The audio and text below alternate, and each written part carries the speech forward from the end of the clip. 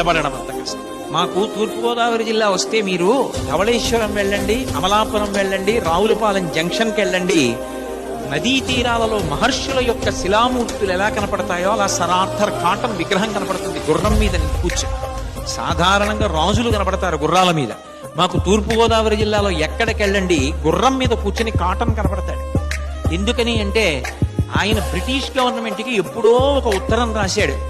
ఏమని అంటే, when abundant water is flowing under the feet of the countrymen, there is no reason in allowing them to starve and die. అవతల వైపు నుంచి జవాబు రాశారు, అయితే నువ్వు ఆనకట్ట కట్టి నీటిని నిలువ చేసి కొన్ని వేల ఎకరములు సాగు కావడానికి కారణము కాగలవా?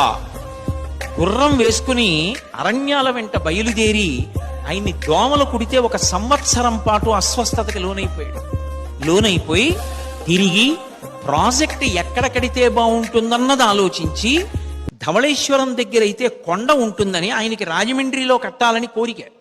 తనకి కోరిక ఉన్నా అక్కడ కొండ ఉందని, అక్కడ కట్టిన ఆనకట్ట 10 కాలాలు నిలబడుతుందని, ఆ ఆనకట్ట వల్ల కొన్ని వేల ఎకరాలు సస్యశ్యామలమవుతాయని, దానివల్ల ప్రజలు బ్రతుకుతారని ఆయన దేశంలో ఉన్నన్నాళ్ళు కూడా కష్టపడి అంత గొప్ప బ్యారేజ్ కట్టి ఆఖరికి ఒక స్థితిలో ఆయన శరీరం పడిపోతుందనుకున్నారు. ఏడాది పాటు అస్వస్థతకి